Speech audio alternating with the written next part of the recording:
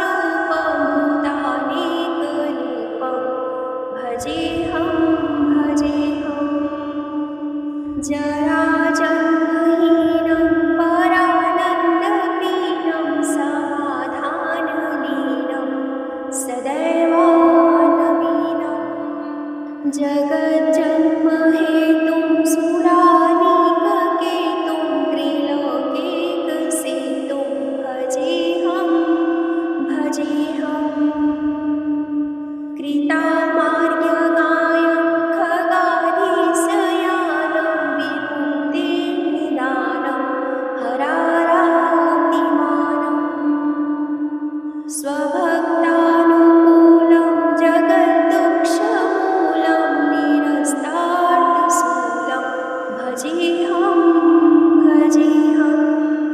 समस्तामरेशं द्विरेफावकेशं जगद्विमलेशं उदाकाशदेशं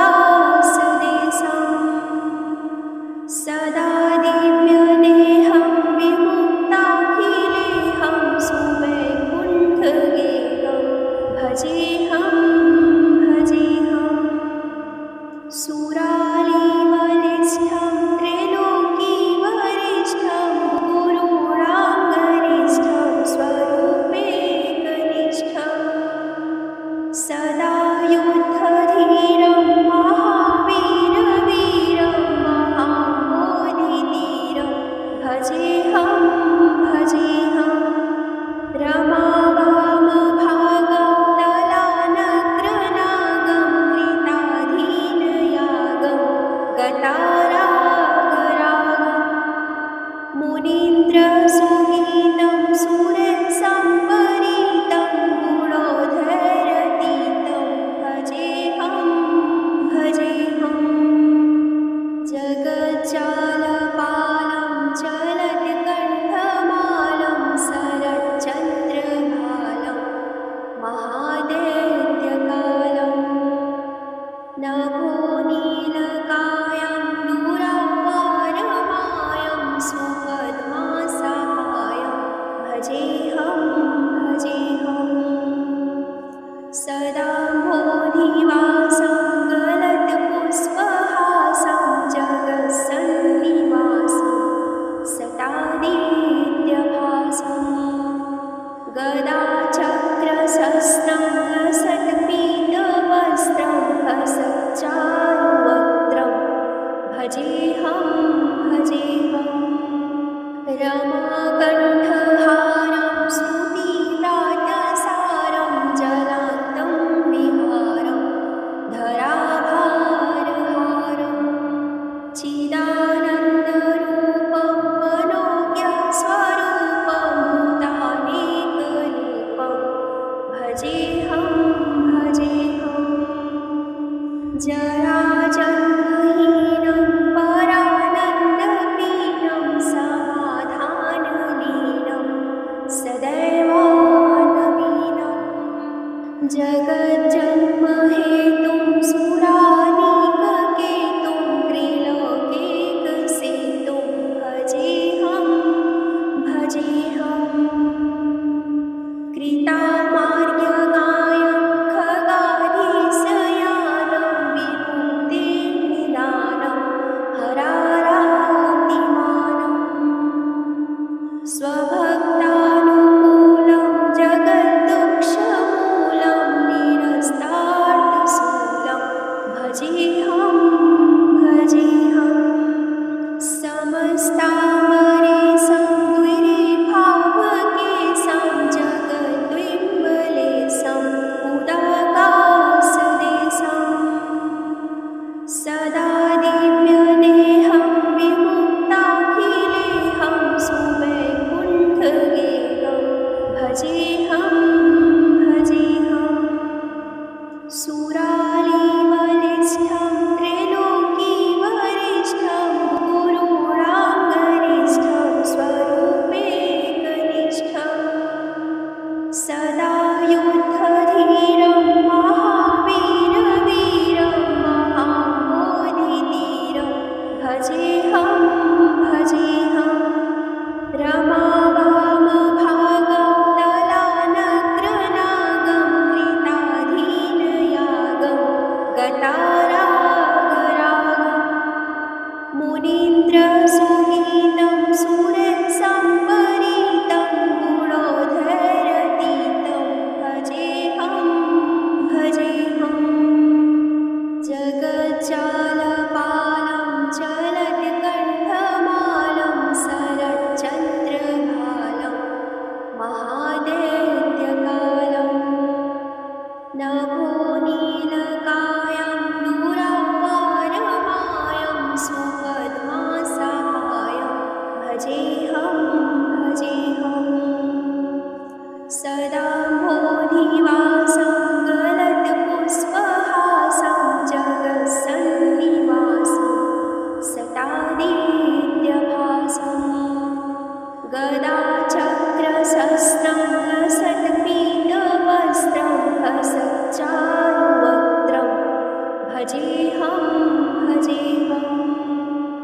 रमाकण्ठहारं श्रुतिव्रातसारं जलान्तं विहारं धराभारहारं चिदानन्दरूपं मनोज्ञस्वरूपं भूतानेकरूपं भजेऽहं जराजन्महीनं परानन्दहीनं समाधानलीनं सदैवानवीनं जगज्जन्महेतुं सुरानीककेतुं त्रिलोकैकसेतुं भजेऽहं कृतामार्यगायं खगाधीशयानं विमुक्तिनिदानं हरारातिमानं स्वभक्तानुकूलं जगद्दुःखमूलं निरस्तार्थशूलं भजेऽहं समस्तामरेशं द्विरेफावकेशं जगद्विमलेशं उदाकाशदेशं सदा दिव्यदेहं विमुक्ताखिलेहं सुवैकुण्ठगेहं भजेऽहं सुरालीवलिष्ठं त्रैलोकीवरिष्ठं गुरूणाङ्गरिष्ठं स्वरूपेकनिष्ठं सदा युद्धधीरं महावीरवीरं महाबोधिधीरं भजेऽहं रमावामभागं दलानग्रनागं कृताधीनयागं गतारागरागं मुनीन्द्रसुगीतं सुरसम्परीतं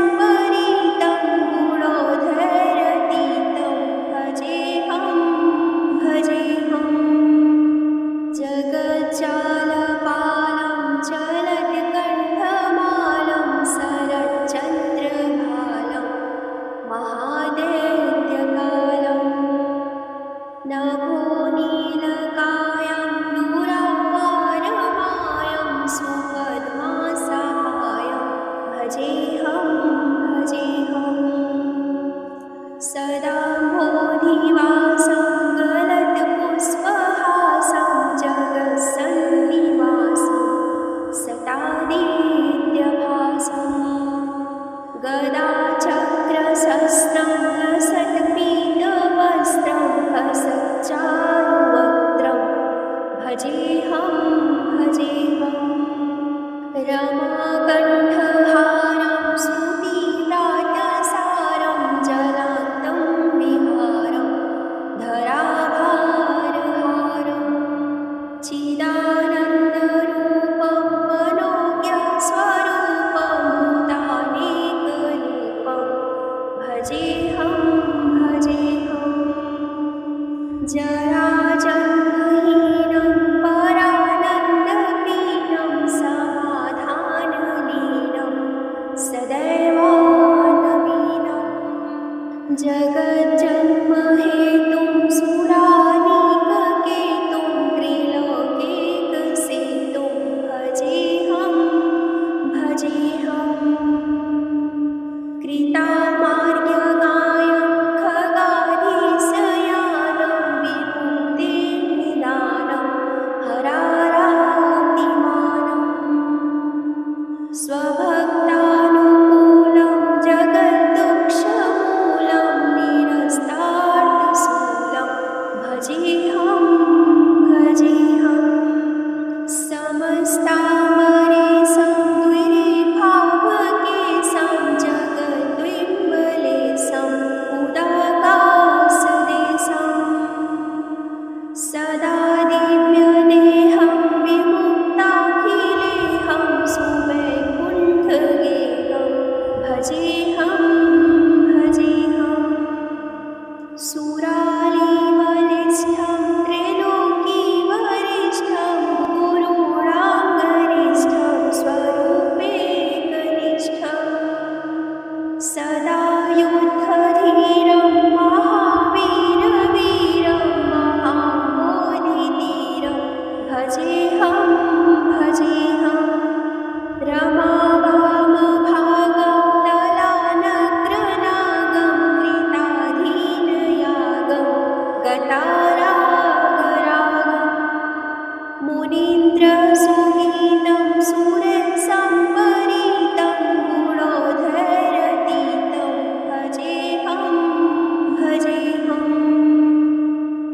इति श्री हरिस्तोत्रम्